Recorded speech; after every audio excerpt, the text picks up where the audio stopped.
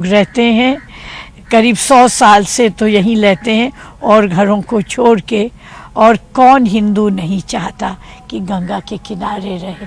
इससे बड़ा पुण्य, इससे अच्छा, इससे बड़ा सौभाग्य किसी हिंदू के लिए क्या हो सकता है कि रोज़ सवेरे उठ के गंगा जी का दर्शन करना और गंगा जी के घाट में बैठ के पूजा पाठ करना। ये काला काकर नाम कैसे पड़ा? क्योंकि ये माना जाता है काफी बड़े बड़े पिलर्स भी हैं, तो काला काकर नाम इसका कैसे पड़ा? ये काला, एक बड़े काले पत्थर पे ये इस घर का निर्माण हुआ, इसीलिए इसको काला कांकर कहा जाता है।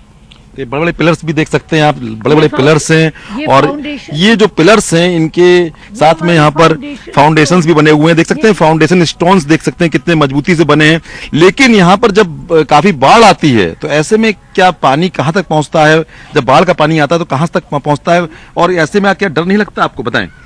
गंगा माँ की कृपा है तो डर का क्या है।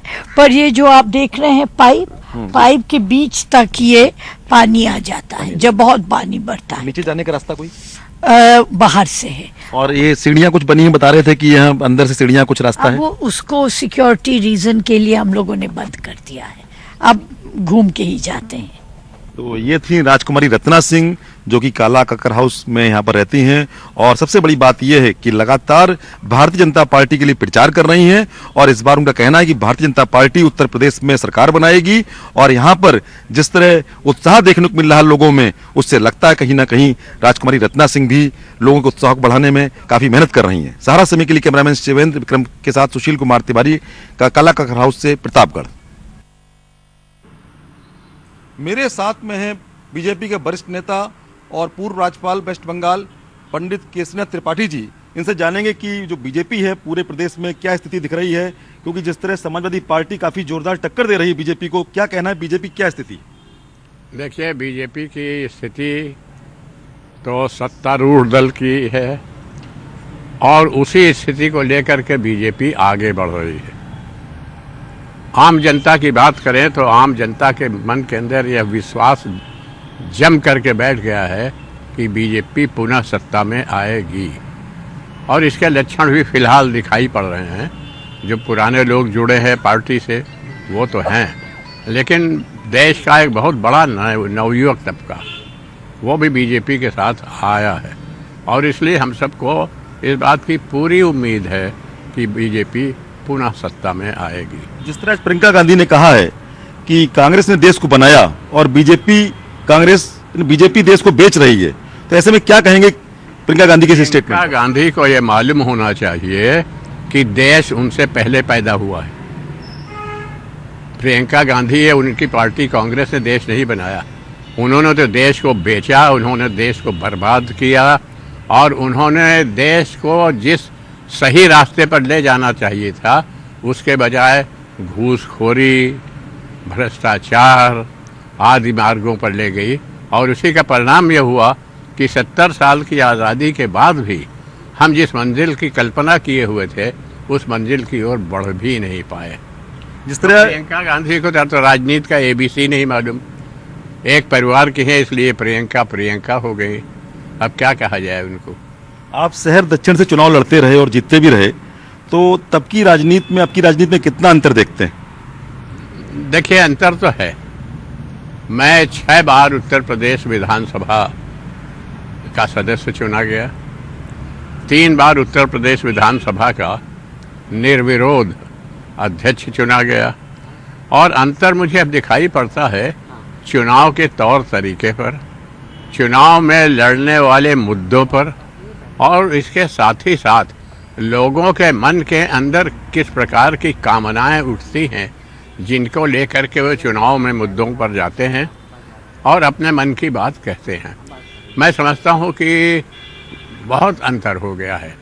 पहले लोग अपने मुद्दे चुनते थे, पार्टियाँ उन मुद्दे को लेती थी, उनके आधार पर अपना चुनाव का प्रचार करती थी, लेकिन अब जाति पात सब कुछ आगे आ गया है।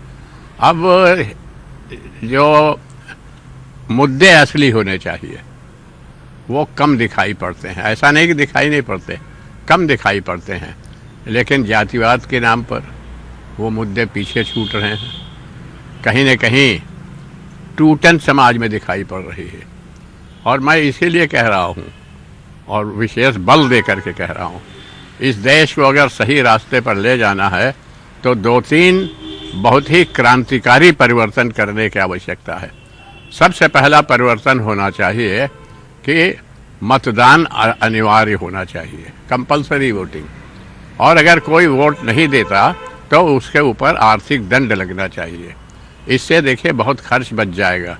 लोग आर्थिक दंड के डर से वोट देने जाएंगे, भले ही वो नोटा पर निशान अपना लगाएं, वो बात अलग है, लेकिन वोट देना एक कर्तव्य है, वोट देना एक लाभकारी क्रिया है, यह उनको मालूम होना चाहिए। इसलिए यह मतदान अनिवार्य होना चाहिए। विश्व के कई देशों में है, और जहां आर्थिक दंड लगता है वोट न देने पर, वहां वसूली में, दंड की वसूली में कोई ज़्यादा परेशानी नहीं होती। ये तो है कि आप कह रहे हैं कि वोट जरूर दें, लेकिन जिस तरह विपक्ष, चाहे कांग्रेस हो चाहे समाजवादी पार्टी हो, खासतौर में अखिलेश यादव कह रहे हैं करप्शन बहुत बड़ा है और महिलाएं सुरक्षित नहीं हैं प्रदेश में, ऐसे में क्या कहेंगे जिस तरह अखिलेश लगातार बीजेपी को निशाने पर लिए हुए हैं? ऐसा है कि जो भी विपक्ष में है उसे कुछ ना कुछ तो बोलना ही है। अगर वो नहीं बोलेगा तो उसका अस्तित्व ही खत्म हो जाएगा। महिलाएं आज देश में पहले से ज़्यादा सुरक्षित हैं, अपराध कम हुए हैं, बड़े अपराधी जेल के अंदर हैं, ये सब लोग देख रहे हैं, पढ़ रहे हैं। इसलिए यह आरोप तो मैं समझता हूँ कि सपा के अध्यक्ष का ये सही नहीं है। जिस प्रकार से अपराधियों को प्रोत्साहित करने का कार्य कर रही है वह पार्टी, तो उससे तो अपराध बढ़ेंगे, निश्चित रूप से बढ़ेंगे। जिस तरह विकास की अगर हम बात करें, योगी सरकार लगातार कह रही है हमने बहुत विकास किया है, तो क्या विकास कितना दिखता है? क्योंकि लगातार आप तो पूरा क्षेत्र घूमते रहते हैं, क्या कहना है? देखिए, विकास तो सच पूछिए हुआ, लेकिन विकास को आप किस दृष्टि से देखते हैं? सड़कों का निर्माण हुआ, लोग कहते हैं बेरोजगारी बढ़ गई, तो सड़कों के निर्माण में कौन लोग लगे हैं? सड़कों के निर्माण में वह लोग लगे हैं जो ज़्यादातर अनपढ़ हैं, लेकिन उन्हें पढ़े लिखे कम होने के कारण काम नहीं मिला, नौकरी नहीं मिली, तो अनपढ़ लोगों को भी नौकरी मिली। बड़ी बड़ी फैक्ट्रियां भी बन रही हैं, बड़े अस्पताल भी बन रहे हैं, बड़े विद्यालय भी बन रहे हैं, विश्वविद्यालय भी बन रहे हैं। इन सब में कौन काम पा रहा है? कौन मजदूर तबका है जो यहाँ काम पा रहा है? वो भले ही सर पर ईंटा धोए, क्योंकि पढ़ा लिखा नहीं है, लेकिन काम मिल रहा है। पिछले 7 साल के अंदर कितनी रेलवे लाइन, कितने अस्पताल, कितने विश्वविद्यालय, कितने विद्यालय, कितने प्रारंभिक विद्यालय आदि आदि बने हैं, उनका निर्माण हुआ है। तो ये विकास नहीं है तो और क्या? इस तरह त्रिपाठी जी कह रहे हैं कि विकास काफी हुआ है। मेरे साथ में त्रिपाठी जी की बहू कविता त्रिपाठी जी भी हैं, जो कि महिला मोर्चा की मंत्री भी हैं। इनसे जानेंगे कि बीजेपी इस वक्त क्या स्थिति में दिखती है आपको प्रयागराज में, और कितनी सीट यहाँ से जीतने की उम्मीद दिखती है आपको? मेरे को तो स्थिति बहुत अच्छी दिखती है और 12 की 12 सीटें निकलेंगी। और जिस तरीके से यहाँ पे काम हुआ है, चाहे वो नंदी जी ने किया हो, चाहे वो हर्ष जी ने किया हो, सिद्धार्थ नाथ जी ने किया हो, वो वाकई में दिख रहा है। जैसे कि ओवरब्रिज बने हैं और सड़कों का है, या उज्ज्वला है, या महिलाओं की सुरक्षा को लेके है। तो इस बार मतलब कि जो ये विपक्ष जो आरोप लगा रहा है वो बिल्कुल सरासर गलत है। और ये क्या कहते हैं, 10 मार्च को प्रचंड जीत का जो एक इतिहास रचा जाएगा वो 2017 से ज़्यादा दोहराया जाएगा। जिस तरह लड़की हूँ लड़ सकती हूँ प्रियंका गांधी ने नारा दिया है, और साथ में उन्होंने दावा किया महिलाओं के लिए कांग्रेस बहुत कुछ कर रही है, तो क्या लगता है कि महिलाओं के लिए कांग्रेस ज़्यादा कर रही है या बीजेपी भी क्या उससे पीछे या आगे? ये देखिए कि कांग्रेस कितने ज़मानों से थी, और जो उनकी पोस्टर गर्ल की लड़की हूँ लड़ सकती हूँ वो खुद निकल निकल के बाहर आ रही हैं। तो आपको ये इससे पता चलता है कि जो पोस्टर गर्ल है वो हमारे भाजपा में शामिल हो रही हैं। तो वो सिर्फ एक कहावत उनके लिए रह गई है, और महिलाएं भाजपा के लिए जो इतनी आ गई हैं, जैसे अच्छे घरों की महिलाएं पहले नहीं आती थी। आप ये देख लीजिए कि भाजपा में डॉक्टर हैं, प्रोफेसर हैं, बिजनेस वुमेन हैं, मतलब सारे फील्ड की अच्छे घरों की महिलाएं भाजपा में शामिल हो रही हैं और बढ़ी हैं वो आगे। तो जिस तरह पंडित केसरीनाथ त्रिपाठी जी और उनकी बहू कविता त्रिपाठी जी कह रही हैं कि बीजेपी में काफ़ी विकास हुआ, बीजेपी ने काफ़ी विकास किया है, और साथ में महिलाएं भी सुरक्षित हैं, और महिलाएं भी काफ़ी बढ़ चढ़ के अब आगे आ रही हैं और देश के विकास में अपना योगदान दे रही हैं। सारा समय के लिए कैमरामैन शिवेंद्र विक्रम के साथ सुशील कुमार तिवारी, प्रयागराज से।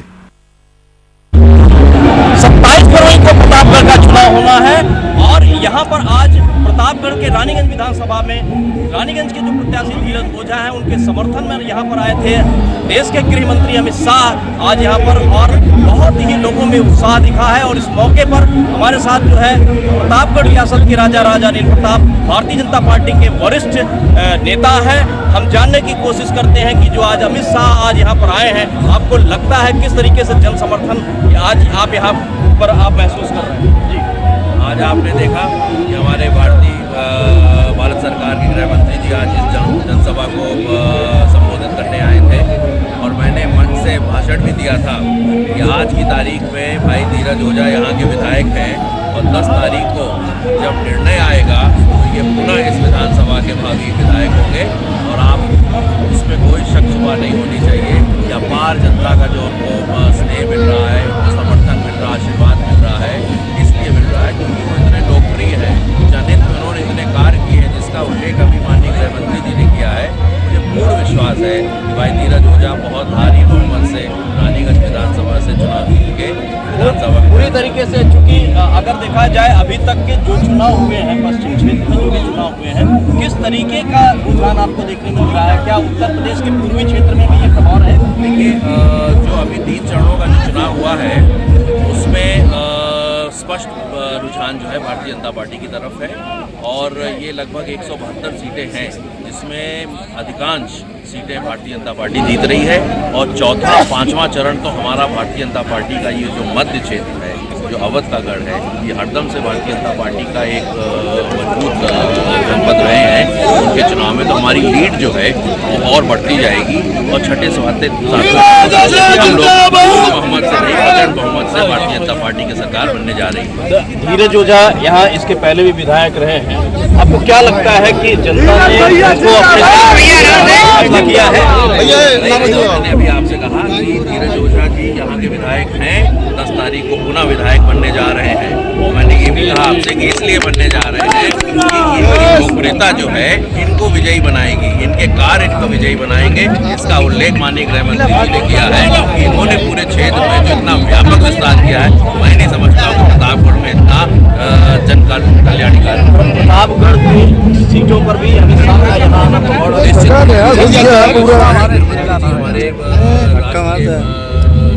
पार्टी के नेता हैं और आज चुनावी सभा में टीवी भी न्यूज जा रही है। पट्टी विधानसभा, रानीगंज नहीं, पट्टी विधानसभा, सदर विधानसभा और आपके हमारी भारतीय जनता पार्टी और अपना दल के गठबंधन के जो प्रत्याशी से लड़ रहे हैं उस पर असर पड़ेगा और रामपुर खास में असर पड़ेगा और बाबागंज में असर पड़ेगा। 7 सीट में 5 संसदीय क्षेत्र, 2 कौशाम्बी विधानसभा में भारतीय जनता पार्टी बहुत मजबूती से चुनाव लड़के अपने प्रत्याशियों को बहुत मजबूती से चुनाव जिताने जा रही है। तो ये थे राजा अनिल प्रताप सिंह जो भारतीय जनता पार्टी के वरिष्ठ नेता थे, जिनका कहना है कि अमित शाह का यहाँ आना रानीगंज के जो भाजपा के प्रत्याशी हैं विधायक धीरज ओझा को जो जिताएगा ही, साथ साथ यहाँ की जो 7 सीटें हैं वो भी भारतीय जनता पार्टी के खाते में आने वाली है। समय के लिए प्रतापगढ़ से अमितेंद्र श्रीवास्तव।